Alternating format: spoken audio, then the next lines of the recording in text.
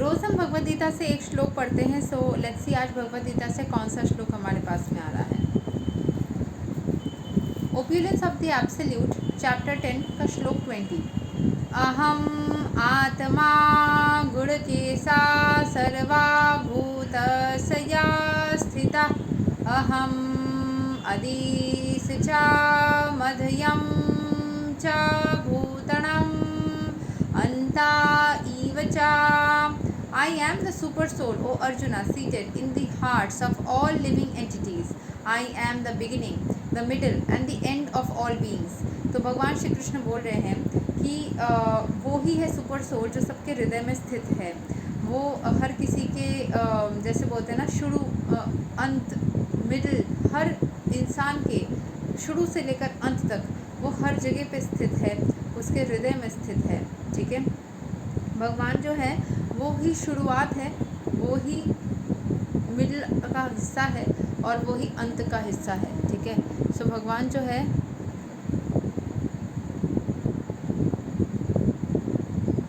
वो हर एक चीज़ में हमारी ज़िंदगी के हर एक स्तर में वो स्थित है। ऐसे शरीर के हिस्से में देखें तो वो मेनली हृदय के अंश में रहते हैं, क्योंकि वहाँ से हमारी इमोशंस ज़्यादा ट्रिगर होती है। बट भगवान ही शुरुआत है, वही है बिगिनिंग, वही है मिडिल का हिस्सा और वही है अंत हर एक चीज़ का। In this verse, Arjun is addressed as Guru Kesa, which means one who has conquered the darkness of sleep. For those who are sleeping in the darkness of ignorance, it is not possible to understand how the Supreme Personality of Godhead manifests Himself in various ways in the material and spiritual worlds. Thus, this address by Krishna to Arjuna is significant because Arjun is above such darkness. The personality of Godhead agrees to describe his various opulences. Krishna first informs Arjun that he is the soul of the entire cosmic manifestation by dint of his primary expansion. Before the material creation, the Supreme Lord, by his plenary expansion, accepts the Purusha incarnation, and from him everything begins. Therefore, he is Atma, the soul of the Mahatattva, the universal elements. The total material energy is not the cause of creation. Actually, the Mahavishnu enters into the Mahatattva, the total material energy. He is the soul. When Mahavishnu enters into manifested universes, he again manifests himself as a super soul in each and every entity.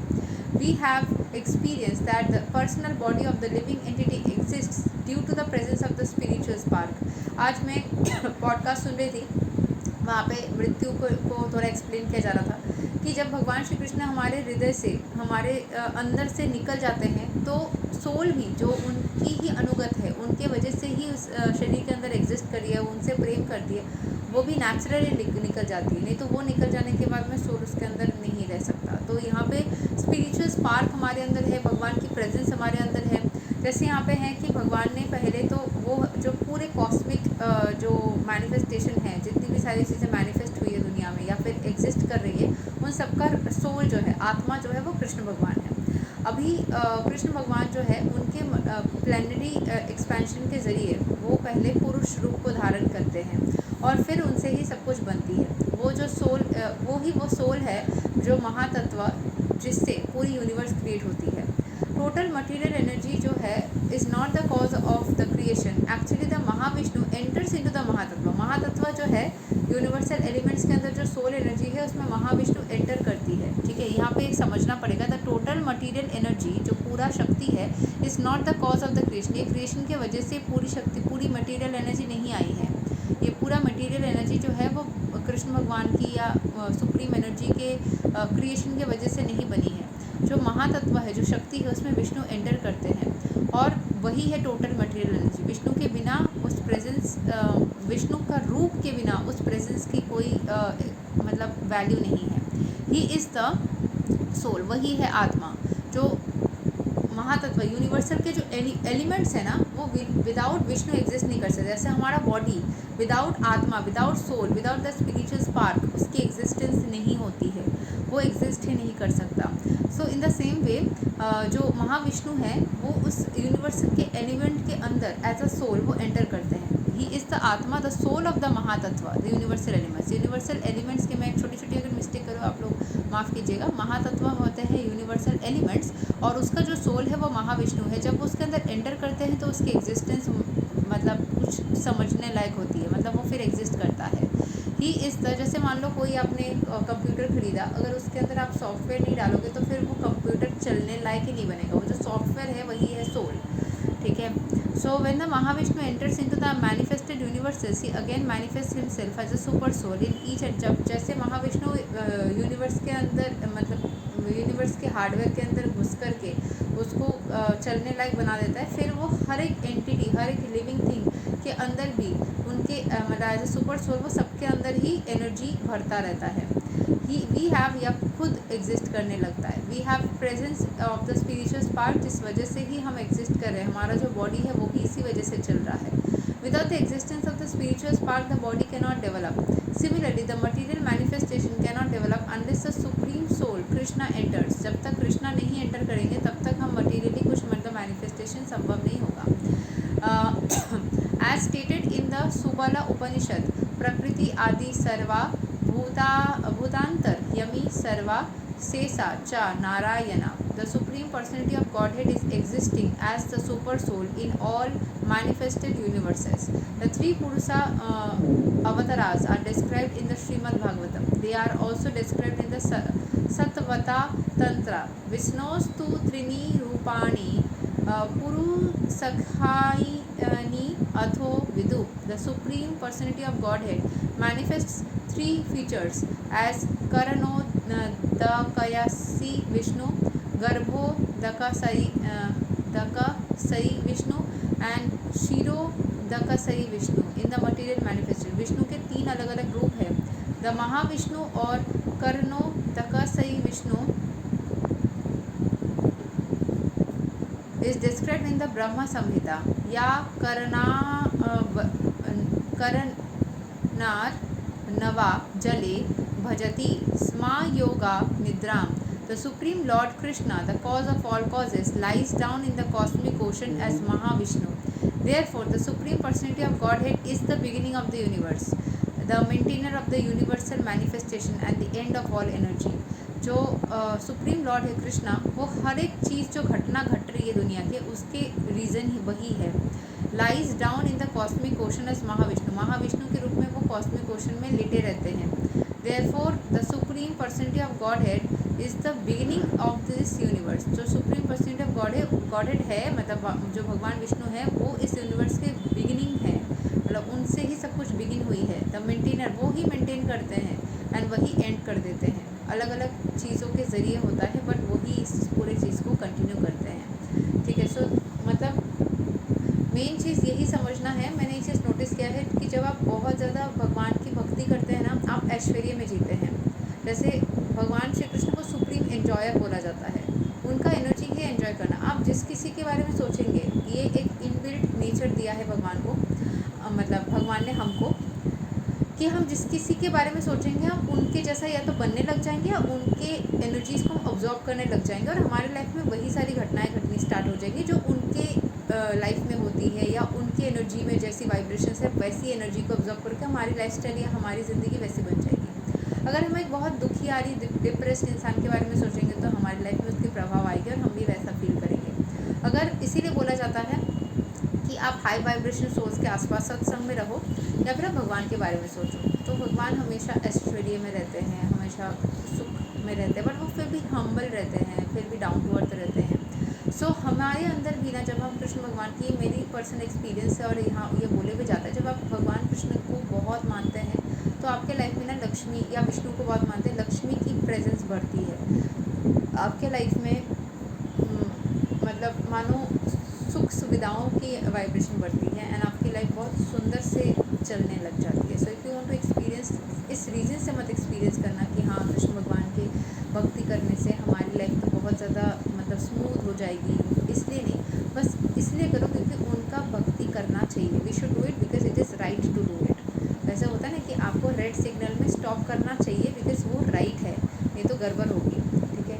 जैसे आपको भूख लगे तो खाना खाना चाहिए because वो right है, ठीक वैसे ही आपको भक्ति करनी चाहिए बिकॉज वो राइट है। And if you are a Sanatani and if you are comfortable following Krishna Bhagwan, you should do that. मैं हमेशा बोलती हूँ कि आप अपने हिसाब से ज़रूर भक्ति कर सकते हैं, बट कृष्ण भगवान की एनर्जी थोड़ी सी हटके तो है, वो आप करोगे तो आपको खुद ब खुद समझ में आ जाएगा। आप चाहे कितनी पूजा पाठ करो, आप कुबेर के कर लो, मतलब एज अ हिंदू मैं बता रही हूँ, बाकी धर्म के बारे में मैं नहीं कमेंट करूँगी, बट आप कुबेर के करो फॉर ऐश्वर्य सुख समृद्धि, आप लक्ष्मी माता का सब कुछ होगा, बट कृष्ण भगवान की जो फ्लेवर है, जो स्पार्क है ना, वो थोड़ी हटके हैं। वो आपके लाइफ में मैसिव चेंजेस लाने की क्षमता रखते हैं। आपके लाइफ में ऑब्वियसली हर किसी की कुंडली के हिसाब से इष्ट देवता की भी एनर्जी होती है, बट भगवान श्री कृष्ण ने भगवद गीता में खुद कहा है कि आप दूसरे भगवान की भी पूजा करते हो तो इनडायरेक्टली आप मेरी पूजा करते हो, एंड अगर आप मेरे पूजा करते हो तो आपको किसी और भगवान की डेमिगॉड से पूजा करने की ज़रूरत नहीं है। आपको फिर भी प्रेम है, सम्मान दिखाना है, भगवान की ही क्रिएशन है,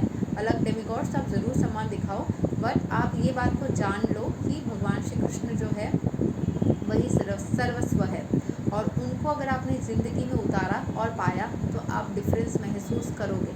ये जो मैं इंग्लिश ट्रांसलेटेड भगवद गीता पढ़ती हूँ, ये मुझे मायापुर से दान में मिला था, ठीक है, और मुझे अच्छा लगता है। वहाँ पे ऑप्शन दिया था कि आपको बंगाली में चाहिए, हिंदी में चाहिए, इंग्लिश में चाहिए, आप कोई एक ले सकते हैं, तो मैंने इंग्लिश वाला चूज़ किया था ताकि मैं कभी भी लाइफ में पढ़ूँ, मैं कंफर्टेबल थी, मैं कॉन्वेंट स्कूल में पढ़ती थी, तो मेरे लिए ये ज़्यादा कंफर्टेबल था पढ़ना, ठीक है, इसके ट्रांसलेशन। बट जब मुझे मिला था उस टाइम पे मैं स्कूल कंप्लीट ही करी थी, तो मुझे बिल्कुल भी समझ में नहीं आते थे, मतलब आधे अधूरे ही समझ में आते थे। मैं एक एक श्लोक कभी कभी खोल लेती थी, बट जब मैंने इसको पढ़ा, या फिर मैं जब कृष्ण भगवान के मंत्र हरे कृष्ण कृष्ण कृष्ण हरे हरे, हरे राम राम राम हरे हरे, इसके एनर्जी में मैंने एंटर किया, तो मैंने डिफरेंस पाया, और मैंने ये समझा कि भगवान श्री कृष्ण के भक्ति करने से आपके लाइफ में मैसिव चेंजेस आते हैं। मैसिव मतलब ज़िंदगी भर के लिए। अगर आपके लाइफ में मान लो रिलेशनशिप, कोई एक्स को बोल नहीं पा रहे हो, कोई रिलेशनशिप इश्यूज़ है, कोई हेल्थ इश्यूज़ है, कोई वेल्थ इश्यूज़ है, कुछ भी है, आप बस भगवान की भक्ति करो, बाकी अपने आप ही समझ जाएगी। आपको मान लो फॉर एग्ज़ाम्पल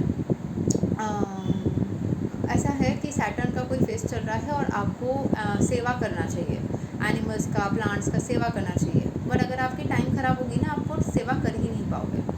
आप कोशिश करोगे, फिर भी आप देखोगे एनिमल्स आपको देख के ही भाग जा रहे हैं, या फिर कोई आपके पास नहीं आ रहा है, या फिर आपको वो समय नहीं मिल रहा है, या कुछ ना कुछ प्रॉब्लम्स आ रही है। जब आप भक्ति करोगे ना, तो जो सारे उपाय को करके आपके लिए अच्छा होगा, वो करने भी, क्योंकि आप कर्म करोगे तभी ना फल मिलेगा। भगवान श्री कृष्ण ने हमेशा बोला है कि आप मुझसे समर्पित होगे तो मैं थोड़ा सा आपको ज़्यादा प्यार करूँगा। जैसे ही आप किसी के लिए, मतलब if you are little devoted to somebody, तो वो ऑब्वियसली आपको भी थोड़ा ज़्यादा पसंद करेगा, वो बाय डिफ़ॉल्ट हो जाता है। हमारे अंदर भी ये नेचर आया है क्योंकि भगवान वैसे हैं, ठीक है, लेकिन आप नॉर्मली अगर सही कर्म करोगे तो आपको उस कर्म का वैसा फल मिलेगा, आपको तो बाय डिफ़ॉल्ट, चाहे आप मेरे कितने ही चहीते हो, ठीक है। लेकिन अगर आप सही कर्म नहीं करोगे तो आपको, मतलब गलत करोगे तो गलत का गलत ही होगा, तो he is very neutral on that, ठीक है। सो भगवान श्री कृष्ण के भक्ति करोगे तो अगर आपको मान लो सेवा करने से आपका अच्छा होगा, ये आपकी कुंडली बता रही है, मतलब as per your chart that is the karma that you should be doing to have the good effects in this particular phase of your life, तो वो एनिमल्स चल चल के आपके पास आ जाएंगे। आपको अचानक से दुकान दिख जाएगा जहाँ से आप कुछ खरीद करके उनको खिला सको। आपको वो रास्ता के थ्रू ही ट्रैवल करने का मन करेगा जहाँ पे आपको डॉग्स या कैट्स या कुछ ना कुछ मिल जाएंगे। आपको वो सामान जिससे उनको संतुष्टि मिलेगी वैसे ही खाना आपको मिल जाएगा, ठीक है। So everything will fall in place, you will be in perfect universal alignment when you have the kripa of God, and when you are not in the good energies, जब आपके आसपास नेगेटिविटी है तो इनमें से सब कुछ उल्टा होगा, कुछ भी नहीं होगा। So this is the difference. आप प्रॉपरली, जो मेरे पास में 2024 में जब मैं एस्ट्रोलॉजिकल प्रैक्टिसेस कर रही थी, टैरो रीडिंग, वैदिक सब कुछ, मेरे पास में बहुत सारे लोग मिल रहे थे जो एक्चुअल में भक्ति करते हैं, एंड बहुत सारे ऐसे भी मिल रहे थे जो नहीं करते हैं। लेकिन surprisingly during the Saturn retrograde of 2025 मुझे वैसे ही लोग मिल रहे हैं जो भक्ति का भाव ही नहीं करते, जो कोई मंत्र जाप करते ही नहीं है, जो कुछ भी रिचुअल्स नहीं करते, सिर्फ कर्म करते हैं। आई अंडरस्टैंड, आप कर्म तो करो बट साथ में थोड़ी स्पिरिचुअलिटी भी करो, ठीक है। जैसे आप सुंदर हो, आप फ्रेश क्लीन रहते हो, बट अगर आप थोड़ा सा, मतलब बोलते ना, एक्स्ट्रा एड ऑन दे देते हो, थोड़ा सा अगर आप थोड़ा सच के रहते हो, you look more presentable, it becomes more, मतलब क्या बोलते हैं ना, अपीलिंग बोल सकते हो, या मोर, मतलब प्रेजेंटेबल ही बोलूँगी, ठीक। वैसे ही अगर आप भक्ति करते हो तो आपकी लाइफ थोड़ी सी और सुंदर हो जाती है, थोड़ी और सवर हो जाती है। Along with the karma you also need to do bhakti, not only bhakti but और ओनली कर्मा बट बोथ, क्योंकि भगवान ने भगवत गीता में भी कभी नहीं बोला कि आप सिर्फ भक्ति करो, ठीक है। उन्होंने बोला दोनों करो, बट ये भी उन्होंने बोला है कि जो लोग सिर्फ भक्ति करते हैं मैं उनको भी बहुत ज़्यादा, मतलब यहाँ पे कुछ श्लोक है जहाँ पे उन्होंने मेंशन किया है कि अगर सिर्फ भक्ति करता है, सब काम धंधा छोड़ के सिर्फ भक्ति करता है, वो भी मेरे लिए प्रिय है, और कोई अगर कर्म के साथ साथ में भक्ति करता है वो भी मेरे लिए प्रिय है। बस भक्ति किसी भी तरीके से आपको करनी है, ठीक है। सो आज की यही एक्सप्लेनेशन है। अगर आप लोगों को कोई स्पेसिफिक श्लोक को समझना है, आप खुद पढ़ना स्टार्ट करे हो, मैं सबको इनकरेज करूँगी कि आप Bhagavad Gita as it is purchase करो एंड उसको पढ़ना स्टार्ट करो। ऑनलाइन ज़रूर मिल जाता है, या आप कोई इस्कॉन टेम्पल्स में जाके भी परचेज़ कर सकते हो। तो अगर आप उसको परचेज़ करते हो, पढ़ना स्टार्ट करते हो और कोई एक श्लोक आपको थोड़ा लगता है, वी कैन डिस्कस, मैं आप लोगों को समझा सकती हूँ कि मुझे मेंशन कर सकते हो कमेंट करके कि इस पर्टिकुलर श्लोक को मुझे समझाओ, तो I can definitely guide you in that. Thank you so much. Hare Krishna.